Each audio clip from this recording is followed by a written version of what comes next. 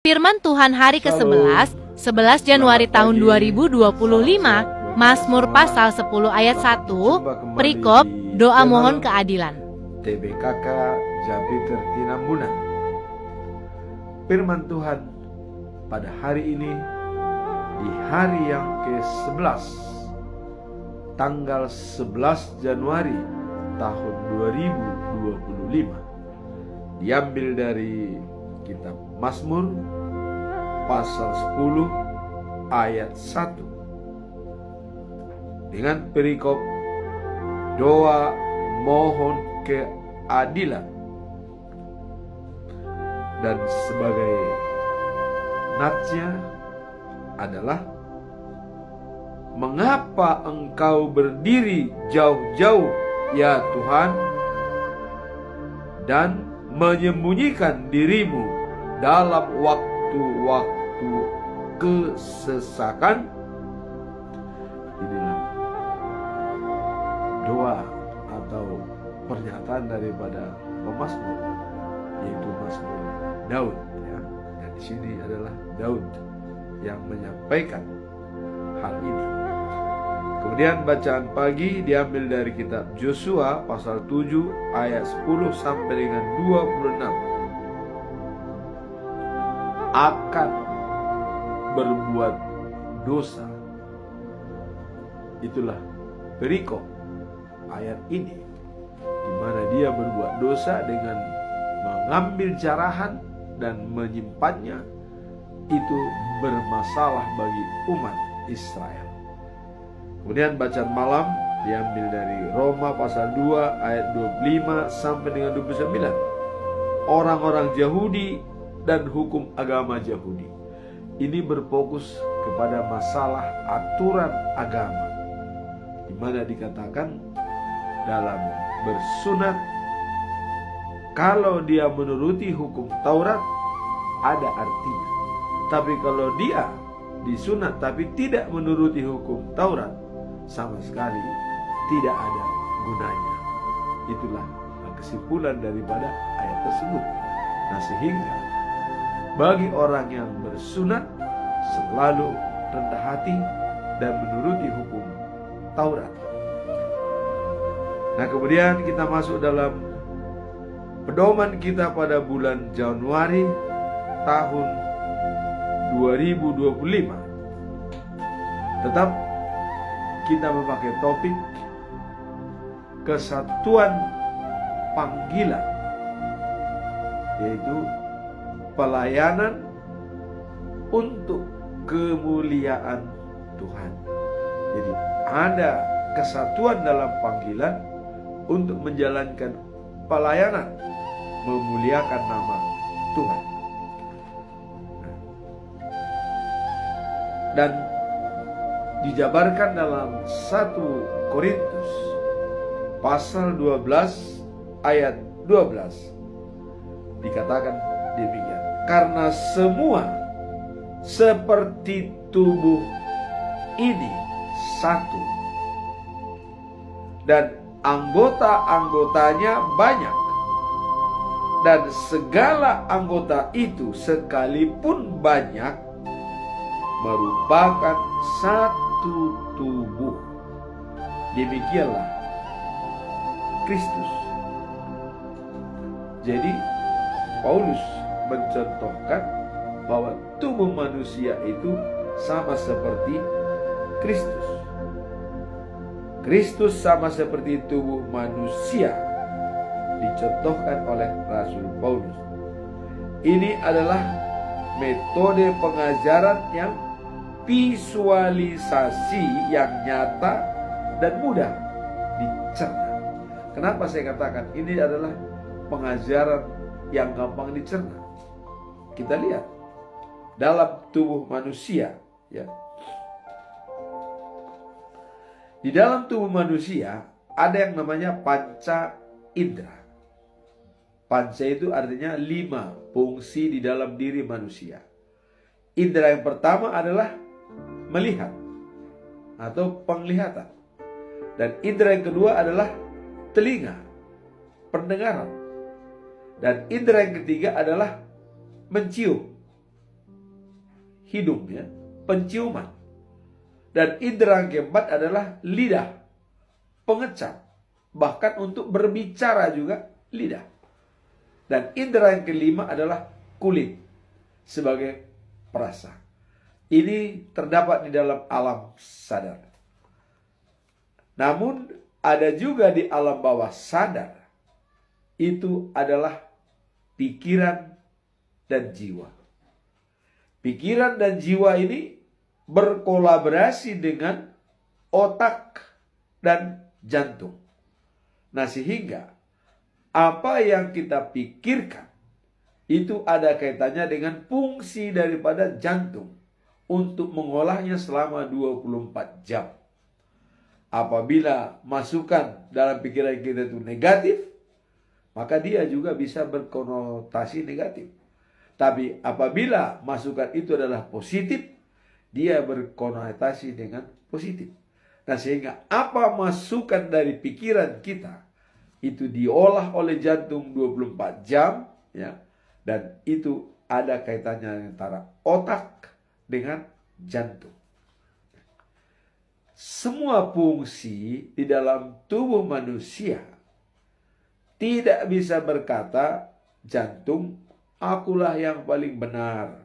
Selainnya itu tidak ada artinya. Tidak bisa mengatakan seperti itu.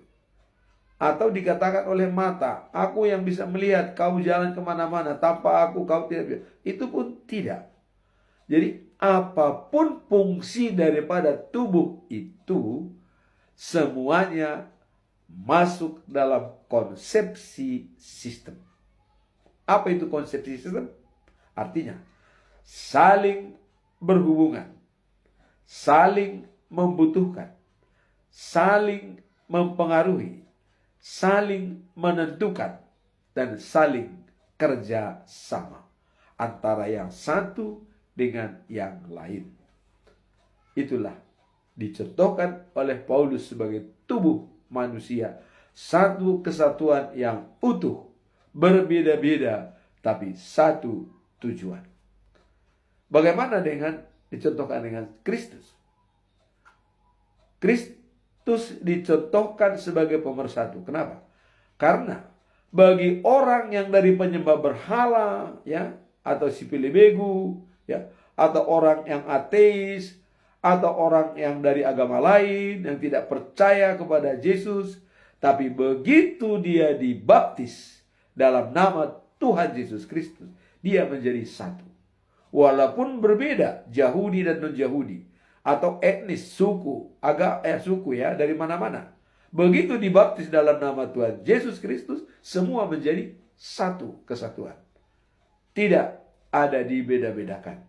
Dan tidak mengatakan si A lebih penting, si B tidak. Semua sama-sama pewaris kerajaan surga dengan baptisan kudus. Nah, kemudian apa kaitannya dengan jemaat? Karena menurut teologi bahwa gereja itu adalah sebagai tubuh Kristus. Nah, kalau gereja tubuh Kristus itu terdiri dari siapa yang berada di dalam gereja atau rumah Tuhan.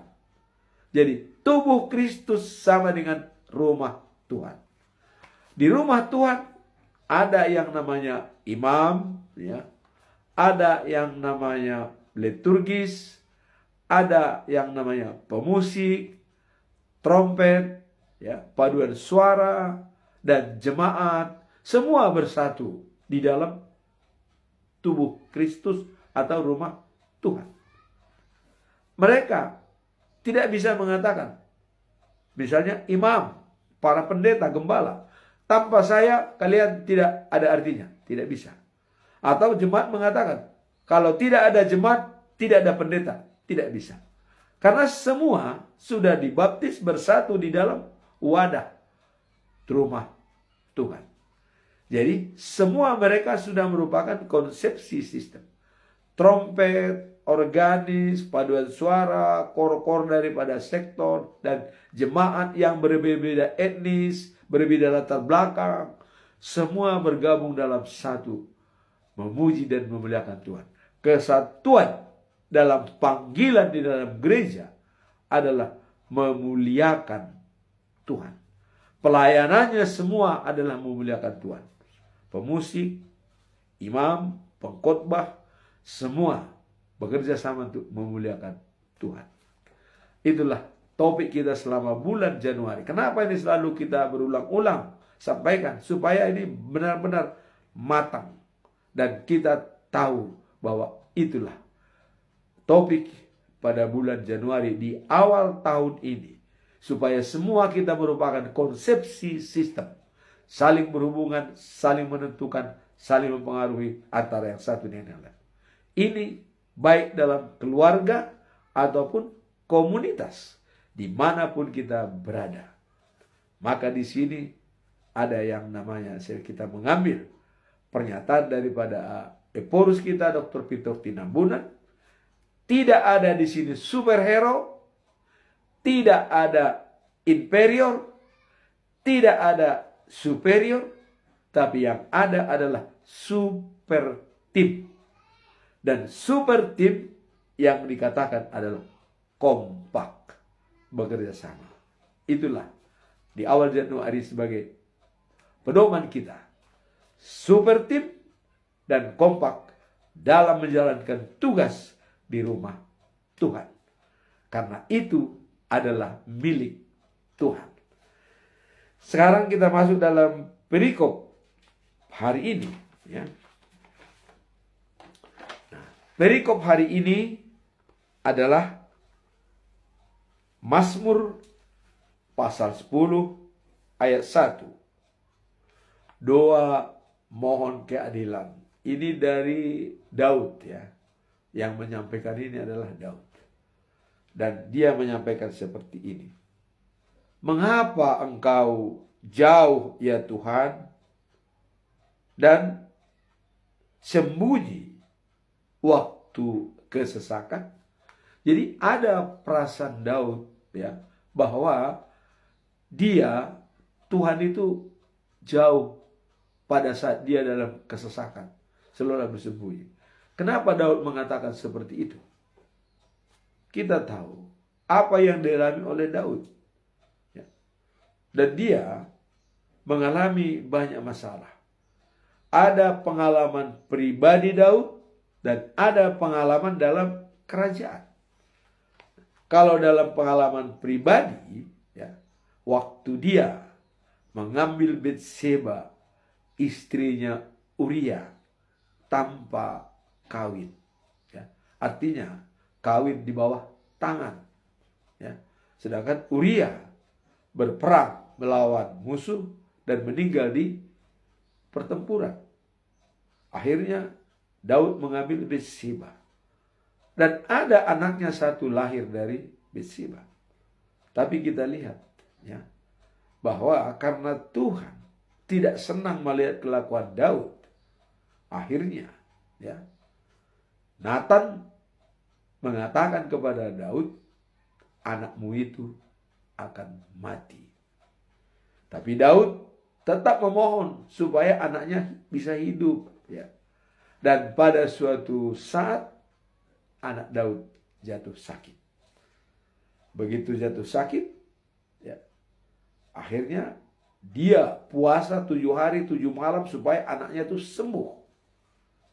Dan dia tidak makan.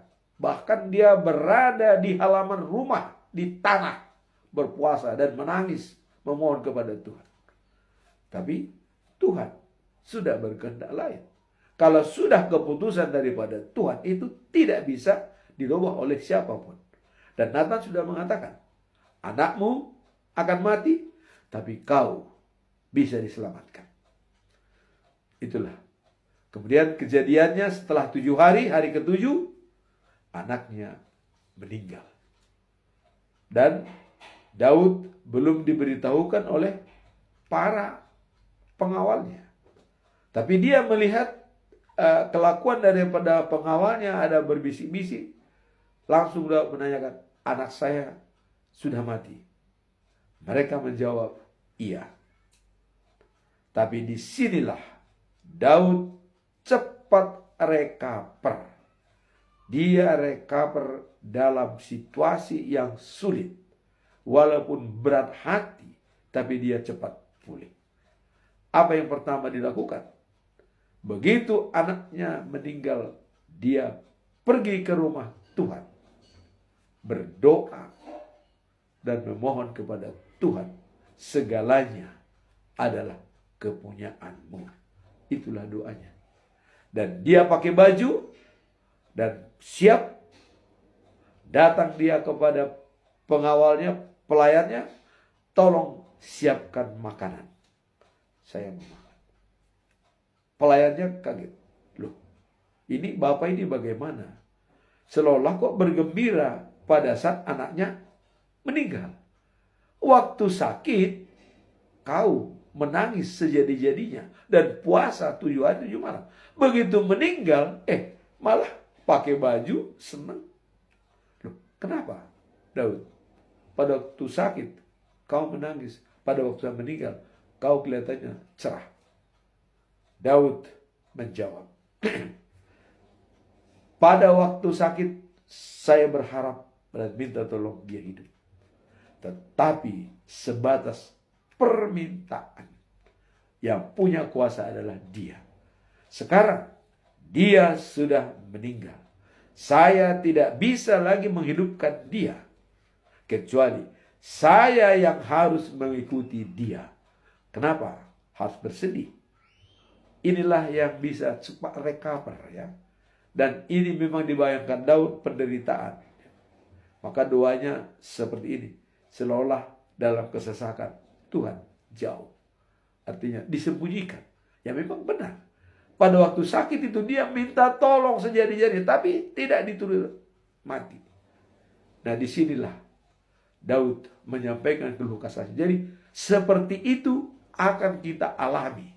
Tapi apakah kita bisa recover untuk kembali kepada Tuhan? Iman yang berbicara. Nah, kemudian penderitaan dalam perang. Dia karena bisa mengalahkan beribu-ribu musuh, berpuluh-ribu malah. Ya. Ini menjadi bahan ocehan dalam bangsa Israel. Dan ada perempuan-perempuan dan pemuda-pemuda itu mereka bernyanyi menyambut kedatangan Daud. Dikatakan begini. Raja Saul mengalahkan musuh beribu-ribu orang. Tetapi Daud mengalahkan berlaksa-laksa atau puluh ribu. Jadi lebih hebat Daud daripada Saul. Ini kemarahan besar bagi Saul. Dia berencana membunuh Daud. Coba penderitaan kita lihat ya. Raja berencana untuk membunuh seorang, boleh dikatakan hero ya, waktu mengalahkan Goliat. Tapi kok rencana dibunuh. Dan di kerajaan pun dia mau dibunuh. Kemudian dikejar-kejar sampai dia bersembunyi ke gua. Coba. Di gua dia bersembunyi. Dikejar oleh Raja Saul. Dan pada waktu Raja Saul hendak membuang hajat, dia tidak tahu kalau di situ ada Daud. Ya. Tapi Daud itulah yang perlu kita contoh. Kebijakan dan kemurahan mengikuti aku seumur hidup. Dikatakan. Aku berada di rumah Tuhan sepanjang masa. Dia tidak pernah membenci orang. Walaupun Raja Saul mengejar dia hendak membunuh dia. Tetapi Daud, begitu dia keluar dari gua, dia melihat Saul buang hajat. Disobeklah pakaiannya, dibawa. Ada kesempatan dia untuk membunuh, tapi tidak dilakukan. Kenapa? Karena kemurahan dan kebajikan sudah berada pada diri Daud seumur hidup. Tidak bisa disangka lagi. Dia tidak tipe-tipe yang membunuh. Dia tidak membunuh. Ya, dia pergi. Sekarang kita lihat Saul. Karena sangat bencinya dia membunuh. Akhirnya ditunjukkan oleh Daud. Saul katanya. Sebenarnya saya kalau membunuh kamu sudah ada kesempatan. Tapi saya tidak lakukan itu katanya. Lihat ini. Jubahmu saya potong katanya. Dilihat jubahnya terpotong. Wah, Saul bingung. Kapan dia mengambil jubah saya? Padahal dia tidak tahu di dalam persembunyian Raja Daud, disitulah Saul buang hajat. Itulah ya, kita lihat dia tidak membenci orang, maka dia bilang dalam kesesakan seolah Tuhan menyembunyikan. Dan ada penderitaan yang satu lagi, yaitu waktu Absalom hendak mengkudeta kerajaan Daud. Absalom adalah anak kandung dari Daud, ya, istrinya dari Gesur, ya. Nah, akhirnya Absalom, ya, padahal sebenarnya Absalom ini sudah melakukan kesalahan. Absalom itu pernah membunuh Amnon, anaknya Daud yang paling sulung, ya, Amnon. Kenapa dibunuh Amnon? Karena Amnon memperkosa Itamar, adik kandung daripada Absalom, yang ibunya dari Gesur itu, kerajaan Gesur, ya. Nah, kemudian setelah Absalom membunuh Amnon, dia kabur ke rumah mertuanya di Gesur. Tapi Daud tak menginginkan dia supaya pulang. Begitu Absalom pulang, disitulah dia ingin mengambil kerajaan daripada Daud. Coba kita lihat. Bapaknya masih raja, ya. Tetapi dia sudah di Yerusalem, sudah membuat masyarakat supaya tidak lagi pergi kepada Daud dalam hal penghakiman. Dia menyelesaikan. Nah, akhirnya Daud bersembunyi, pergi, ya, tidak di kerajaan. Dan Absalom mempermalukan istri-istrinya Daud, yaitu gundi-gundinya. Di atap dia bermain dengan istri gundi-gundinya. Inilah merupakan keluh kesah daripada Daud. Banyak sekali yang dialami oleh Daud. Walaupun akhirnya Absalom itu mati terbunuh oleh Joab, ya, berenya Daud. Nah, dan kenapa perikop ini mengatakan bahwa mengapa engkau jauh ya Tuhan dan sembunyi waktu kesesakan? Nah, inilah pengalaman daripada Daud itu disampaikan. Ini merupakan pelajaran bagi kita. Nah, sekarang kita lihat dari masalah ini. Apa makna dan pesan moral dari perikop ini? Ya, kita lihat keluh kesah Daud ini. Mazmur 10 ayat 1, ya, menyampaikan keputusan dan kerinduan bagi kehadiran Tuhan di saat-saat sulit. Nah, dalam ayat ini, ya, penulis, ya, mengungkapkan bahwa seolah-olah Tuhan tidak memperhatikan penderitaan dan kesengsaraan yang dialami oleh umatnya. Jadi ada kalanya seolah Tuhan itu menjauh, tidak dekat, ya. Jadi ini merupakan polemik memang bagi bangsa Israel. Dan kenapa disampaikan oleh Daud seperti ini? Karena memang sering terjadi. Nah, kalau kita lihat dalam bacaan pagi, ya, Joshua akan berbuat dosa. Coba. Seolah-olah Tuhan juga, ya, menjauh. Waktu Joshua, ya, sujud menanyakan kepada Tuhan, bagaimana nih Tuhan? Karena tentaranya dikirim 3.000 dipukul mundur oleh Kanaan, ya, dipukul mundur sehingga mereka kalah. Nah, apa yang terjadi? Tuhan membiarkan mereka kalah. Kenapa? Karena ada dosa di antara mereka. Nah, itu. Salah satu berdosa di antara Israel, itu semua kena hukum. Itu contoh-contoh yang mungkin ini contoh dalam militer nih, ya. Kalau militer satu orang berbuat salah, semua dihukum. Dan di Israel pun seperti itu. Satu orang berbuat salah, semua kena. Akan yang mencuri baju jubah sama emas sama perak disembunyikan di kemah dia, semua kena. Karena Tuhan tahu ada di antara kalian yang tidak saya sukai, kata Tuhan. Diperintahkan untuk dimusnahkan, tapi kok diambil. Nah, inilah, ya. Jadi Tuhan itu memang kadang-kadang bisa tidak memperhatikan. Nah, inilah keluhan daripada Daud. Dan tidak memperhatikan itu karena ada latar belakang. Memang ada kesalahan. Tidak ada yang tidak ada kesalahan, Tuhan bisa menjauh.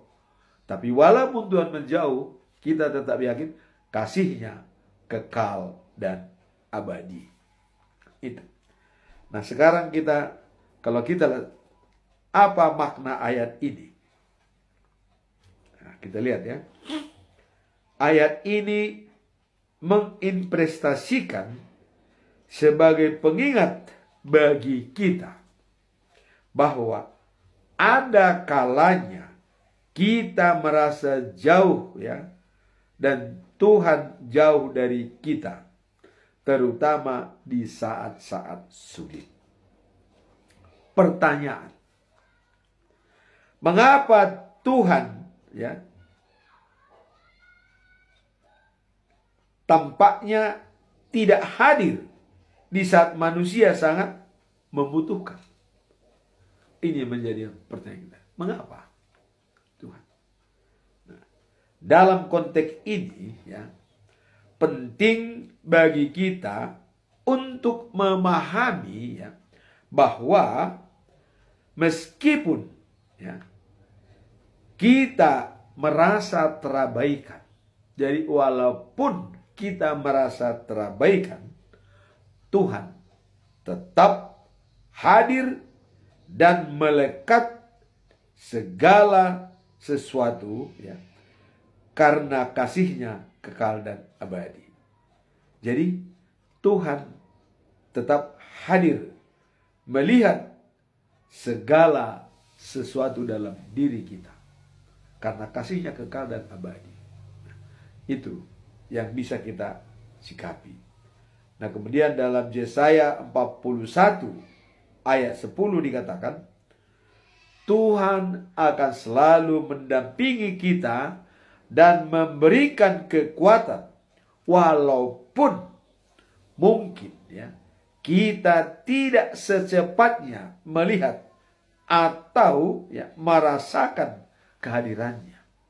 Jadi dalam Yesaya ini dikatakan bahwa Tuhan selalu hadir.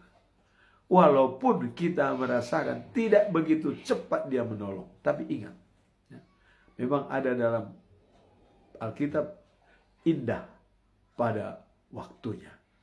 Itulah yang dipegang oleh Tuhan.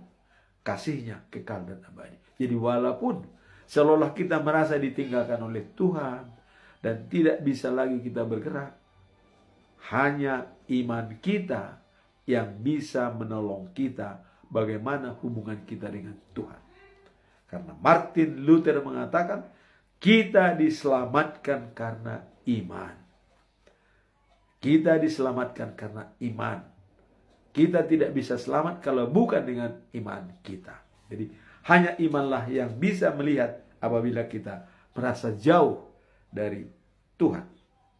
Nah, dalam perikop ini ya, menunjukkan ya bahwa peranan putus asa dan keadaan yang mendalam untuk merasakan kehadiran Tuhan pada saat ya penderitaan. Jadi menunjukkan ya perasaan putus asa dan kerinduan yang mendalam untuk merasakan kehadiran Tuhan pada saat penderitaan. Jadi kita memang merasakan ya untuk kehadiran Tuhan pada saat kita menderita ya yang sulit kita jalankan. Nah, kemudian mengapa ya pemazmur dalam hal ini Daud mengatakan hal itu? Tadi sudah kita jelaskan pengalaman-pengalaman Daud dalam penderitaan pribadi, dikejar oleh Raja Saul dan juga dengan anaknya sendiri Absalom. Nah, kemudian pesan moral dalam perikop ini ya. Inilah pesan moral. Jadi meskipun kita merasa terabaikan, walaupun kita merasa terabaikan, Tuhan tetap hadir dan melihat segala sesuatu yang kita lakukan, ya, atau yang kita alami, karena kasih-Nya kekal dan abadi. Jadi Tuhan selalu hadir, ya, dan melihat segala sesuatu yang kita alami. Dia tidak pernah tidur. Dia tetap melihat kita. Jadi walaupun kadangkala kita merasa ditinggalkan oleh Tuhan, kita harus merenung apa yang harus kita lakukan. Hanya iman kita yang bisa bekerja. Dikerjakan oleh pikiran kita, bekerja sama dengan otak kita, dikelola oleh jantung kita. Kalau kita jauh dari Tuhan, iman kita yang mendekatkan kita kepada Tuhan. Dan kita ingat kasih-Nya kekal dan abadi. Nah, sebagai kesimpulan kita dalam perikop ini, ya, kita tetap mencoba mengambil 3 pertanyaan.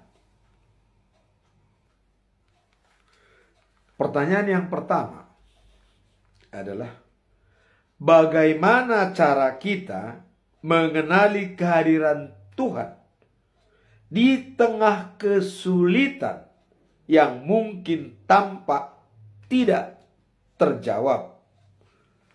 Nah, jadi bagaimana cara kita mengenali kehadiran Tuhan, ya, di tengah kesulitan yang mungkin tampak tidak terjawab? Artinya kita seolah-olah tidak diperhatikan oleh Tuhan. Bagaimana cara? Nah, kehadiran Tuhan di tengah kesulitan dapat dilihat atau dikenali melalui iman. Hanya iman kita yang bisa mengenali dan melihat kehadiran Tuhan di saat kita terpuruk. Hanya iman kita. Tanpa Dia, kita tidak bisa lagi. Mungkin kita putus asa, atau kita frustrasi, atau stres, ya. Tapi dengan iman, kita bisa merasakan apa Tuhan jauh atau dekat pada kita.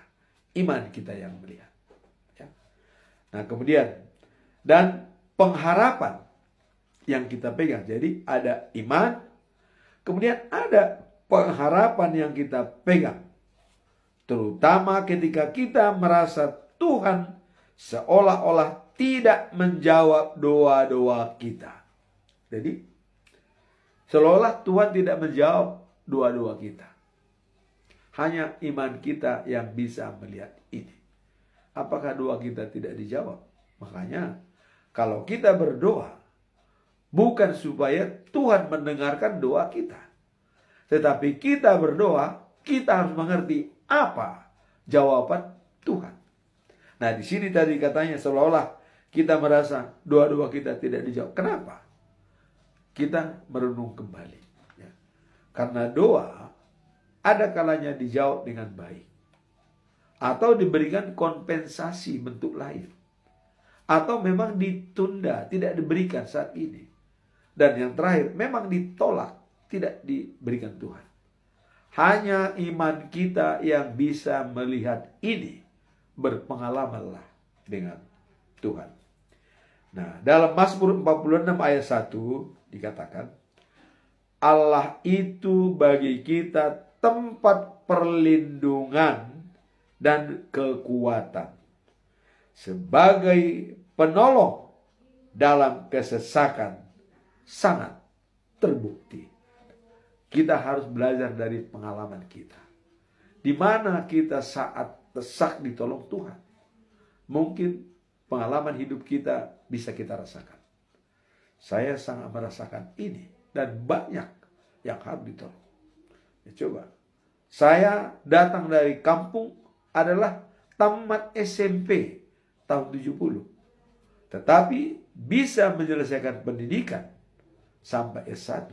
Itu adalah kebesaran Tuhan. Tidak mungkin kita capai, tapi bisa kita capai. Itu berkat kasihnya kekal dan abadi. Jadi pertolongan Tuhan itu memang dia benar-benar bisa tempat kita, perlindungan kita dan kekuatan kita sebagai penolong dalam kesesakan sangat terbukti. Jadi saya yakin pengalaman hidup kita masing-masing kita bisa membuktikan. Maka belajarlah dari pengalaman, dan pengalaman itulah menguatkan iman kita untuk tetap yakin dan percaya kepada keberadaan Tuhan yang bisa selalu dekat dengan kita. Nah, ini mengingatkan kita bahwa dalam setiap kesulitan, ya, dan yang masalah yang kita alami, Allah adalah tempat perlindungan yang dapat diandalkan. Allah selalu dekat pada umatnya, terutama pada saat-saat yang paling sulit. Jadi jangan takut. Tuhan Allah selalu dekat pada kita pada saat kita mengalami kesulitan, apapun bentuknya kesulitan itu. Serahkan kepada Tuhan. Semua akan terselesaikan dengan baik. Nah, kemudian bersandar kepada Tuhan, maka ketenangan, ya, dan kekuatan yang kita perlukan akan terpenuhi meskipun, ya, dalam situasi sulit. Jadi kalau kita bersandar kepada Tuhan, ketenangan dan kekuatan akan terpenuhi meskipun dalam situasi sulit. Tuhan senantiasa hadir untuk memberikan dukungan dan penghiburan. Jadi mengandalkan Tuhan, kita selalu dilindungi dan terhibur. Itulah konklusi atau kesimpulan yang pertama. Sekarang kesimpulan yang kedua. Pertanyaan kedua.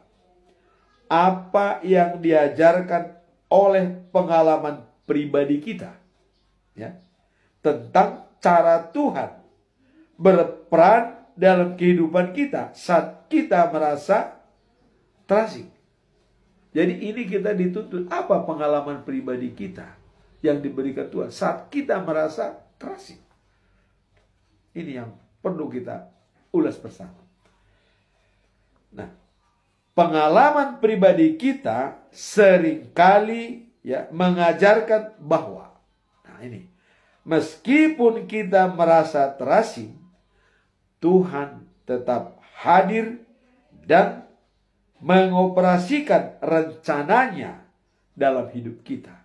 Jadi walaupun kita merasa terasing, Tuhan tetap menjalankan rencananya dalam hidup kita.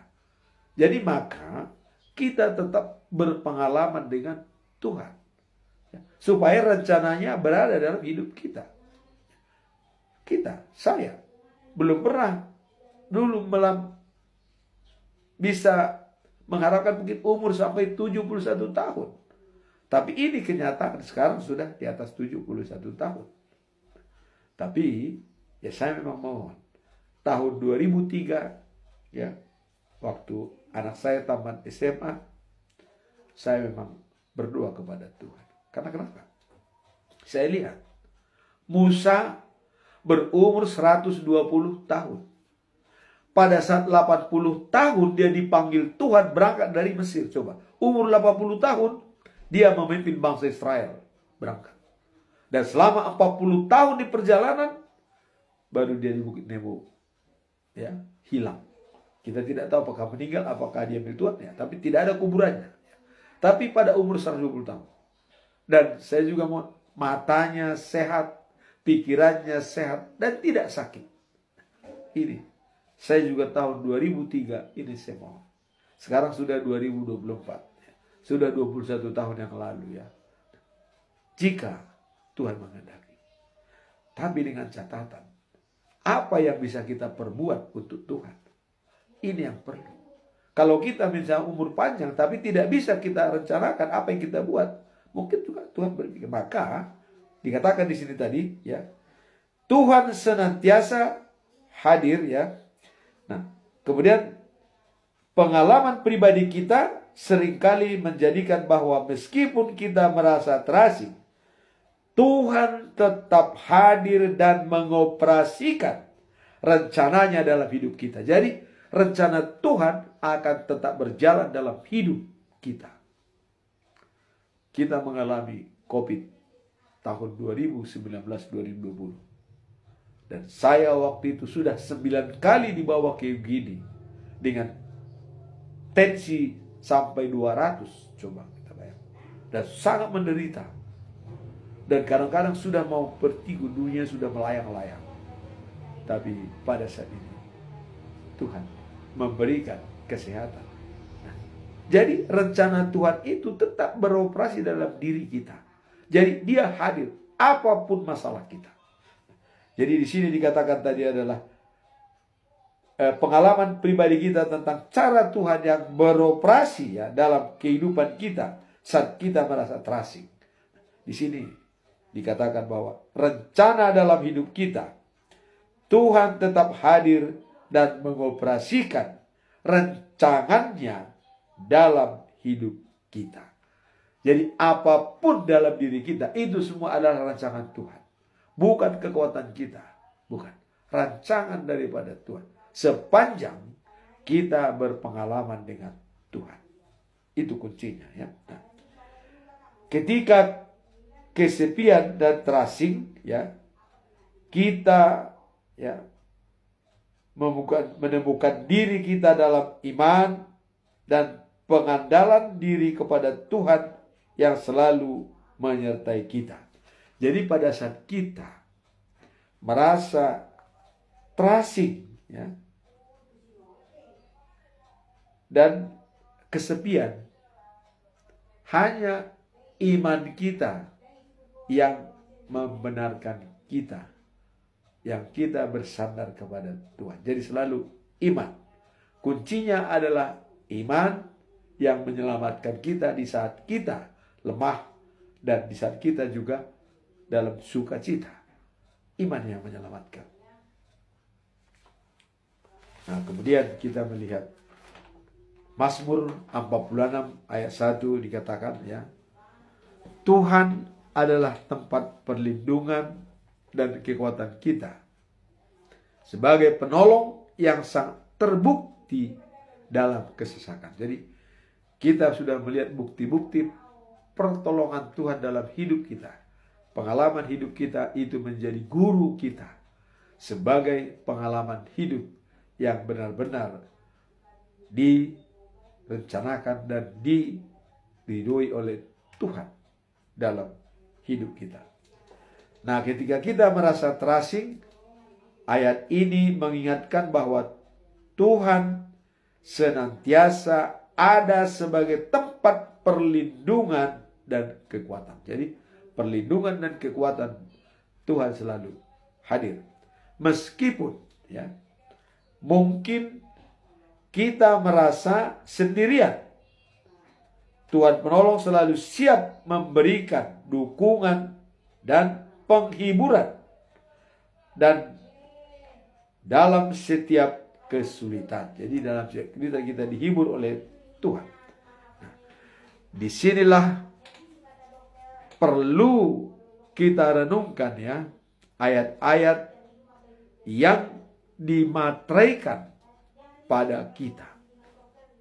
Jadi kalau kita dalam kondisi terdesak atau merasa jauh dari Tuhan, kita harus merenungkan ayat-ayat yang dimateraikan kepada kita. Apa itu? Dan ini orang sering lupa. Bahkan ditanya tidak tahu apa ayat yang dimateraikan kepada dirinya. Dalam sistem Huria Kristen Batak Protestan yang sangat sempurna memberikan ini. Pada waktu pendewasaan iman, pada waktu sini, kita diberikan ayat pegangan kita dalam hidup kita.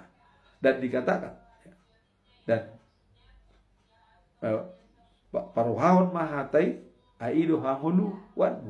Perhatikanlah kata-kata, itulah kehidupan. Dan saya berjumah warasi rasa mate, baru Leonardo tutup halaman. Berbaiklah kau sebelum meninggal, karena akan diberikan mahkota kepadamu. Itu ayat yang sangat kita pegang. Itu yang dimateraikan. Kemudian ayat sidi yang pertama, kemudian ayat waktu kita melangsungkan perkawinan. Ada ayatnya. Dan mungkin orang lupa ya, lupa. Maka itulah yang dipateraikan kepada kita, dimateraikan oleh Tuhan. Kemudian ada 3 ayat waktu kita ditahbiskan sebagai hamba Tuhan. Bagi yang pendeta, sintua, itu ada ayat. Maka 3 ayat ini bagi orang yang pendeta dan orang yang pernah kawin, orang yang sidi, ini yang kita pegang. Seperti contoh, ya. Saya contoh pada diri saya ayat. Karena ini katakan tadi adalah pengalaman pribadi ya. Contoh pada diri saya. Waktu sidi, saya diberi ayat Yesaya 48 ayat 17b. Apa isinya? Demikian. Akulah Tuhan Allahmu yang mengajar engkau apa yang berguna bagimu dan membimbing engkau di jalan yang harus kau tempuh. Dengan ini tidak pernah takut, tidak pernah ragu. Orang dia mengajarkan yang terbaik bagi kita dan membimbing kita di jalan yang kita tempuh. Apalagi keraguan kita. Dengan pedoman ayat ini sudah bisa kita kemanapun di dunia ini, kita tidak takut, tidak khawatir. Tuhan melindungi. Itu waktu sidi.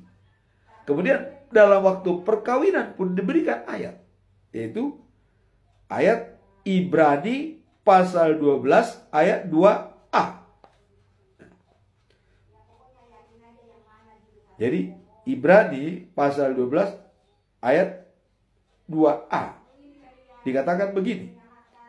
Hendaklah pandangan kita tertuju pada Yesus, sebab dialah yang membangkitkan iman kita dan memeliharanya dari permulaan sampai akhir. Coba, begitu hebatnya. Kalau dalam bahasa Batak dikatakan, taberek ma induk niha porseoni, dohot napa wujud kosa. Iman. Ya. Yesuslah yang menyempurnakan iman kita dari awal sampai akhir. Tidak ada yang lain. Itu pada waktu kita kawin, perkawinan. Diberikan ayat kepada kita. Kemudian ketiga, waktu kita ditahbiskan menjadi hamba Tuhan. Sebagai paralado, sebagai pendeta mungkin ada. Bagi pendeta juga ada itu ya, imam-imam. Semua yang pernah menjadi hamba Tuhan, ada ayat yang harus dipegang. Saya masih ingat, ya, waktu saya ditahbiskan jadi penatua, bulan Juli tahun 1992 diberikan ayat Kisah Para Rasul pasal 5 ayat 29b. Apa dikatakan? Ya. Kami harus menuruti Allah dan bukan manusia. Bukan menuruti manusia. Jadi dalam bahasa Batak, ikon oloando ibadi debata asa dijolma. Jadi apapun kata manusia, kita tidak peduli. Boleh saja mereka. Oh si anu begini, silakan. Kadang-kadang kita memang dibenci orang. Ya, kita kritis, kita dibenci, silakan. Pasti, karena pasti dibully. Ya, saya pengalaman di Krakatau Steel selalu mengatakan perbaikan. Dan saya dibenci, tapi dibenci tidak tertekan, tidak jatuh, bahkan naik pangkat terus. Ya, coba dari tamat SMP bisa jadi ya pembina menjadi struktur utama, artinya setingkat dengan ya manajer. Ya, nah, jadi boleh dikatakan tidak penghalang kalau kita berpikiran kritis, ya, karena ada di sini. Kalau kita berdasarkan pikiran kita kritis dan didasarkan kepada ayat Alkitab, aman. Ya. Maka kadang-kadang di sini juga pembangunan rumah ibadah, banyak orang, kenapa salah pembangunan rumah ibadah di Cilegon? Karena ada tidak menerima pesan Tuhan. Salah. Kalau menerima pesan Tuhan, pasti terjadi. Tidak ada yang tidak akan terjadi. Jadi kadang-kadang kita sendiri yang membuat kita tidak berhasil. Jadi yang saya katakan di sini adalah ayat yang kita pegang itu, itulah dimateraikan kepada kita. dalam saat iman kita lemah, dalam saat kita merasa ditinggalkan oleh Tuhan, kembali kepada ayat yang dimateraikan kepada kita. Waktu sidi, bacalah ayat kita itu. Waktu perkawinan, kita baca itu. Waktu ditabiskan, baca kembali. Jadi jelas. Itulah yang disampaikan ya kepada kita dalam hal untuk mencoba memperbaiki dalam situasi kita ya, di dalam yang poin 2 tadi, apa yang diajarkan oleh pengalaman pribadi kita tentang cara Tuhan beroperasi dalam hidup kita saat kita merasa terasing. Yang diajarkan oleh Tuhan yaitu ayat-ayat itu yang dipatrikan kepada kita. Ingat itu. Ya. Pertama tadi, akulah Tuhan Allahmu yang mengajarkan kepada kamu yang berguna.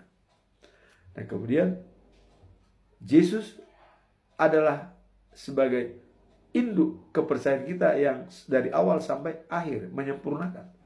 Kemudian kita lebih takut kepada Tuhan daripada manusia.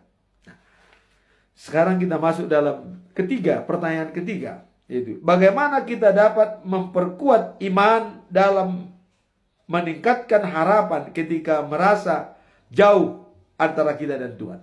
Jadi kalau kita jauh dari Tuhan, bagaimana memperkuat iman kita? Nah, merasa ada jarak antara kita dengan Tuhan adalah pengalaman yang umum dialami oleh banyak orang, ya, termasuk mereka yang dalam perjalanan iman yang panjang. Nah, dalam saat seperti ini dikatakan ya bahwa iman dan harapan dapat diperkuat melalui doa dengan membaca firman Tuhan setiap pagi serta ya, persekutuan dengan orang sesama percaya. Jadi persekutuan, baca firman, itulah yang bisa membuat kita tetap dekat dengan Tuhan. Tidak pernah ada jarak. Mazmur 42 ayat 11, mengapa engkau tertekan, hai jiwaku, dan mengapa engkau gelisah di dalam diriku? Ya, haraplah kepada Allah, sebab akan memujinya. Haraplah kepada Allah, sebab aku akan memujinya. Ini dapat memberikan dorongan untuk tidak menyerah dalam harapan meskipun dalam situasi sulit. Tidak akan kata-kata menyerah. Kita tetap bangkit dan semangat. Nah, kemudian dalam Ibrani pasal 11 ayat 1 dikatakan ya, iman adalah dasar dari segala sesuatu yang kita harapkan. Itu adalah bukti dari hal-hal yang tidak kita lihat. Jadi iman kita itu tidak kita lihat. Dia bekerja sendiri. Pikiran kita, otak kita, dan jantung kita bekerja sama dengan iman. Tapi itu juga bisa dilatih dengan membaca firman Tuhan setiap pagi. Jadi itulah yang dasar kita untuk dapat bekerja dengan baik. Kemudian disampaikan ya, pekerja rumah dari hati, jiwa, dan otak, kolaborasi dan jantung. Jadi iman dapat menjadi pengingat bahwa ada keyakinan akan kasih-Nya dan janji Tuhan, meskipun tidak selalu terlihat, ya. Nah, sehingga karena kasih-Nya kekal dan abadi. Itulah cara kita untuk mengatasi adanya keresahan Daud tadi, bahwa seolah-olah Tuhan jauh dari dia karena mengingat pengalaman-pengalaman dia. Tapi di pagi hari ini dikatakan iman kita yang selalu mendekatkan kita kepada Tuhan, dan Tuhan senantiasa hadir dalam diri kita. Selalu kita mengingat dalam Roma 12 ayat 12 dikatakan, bersukacitalah dalam pengharapan, dan tabah dalam kesesakan, dan tekunlah berdoa. Amin. Tuhan memberkati kita semua.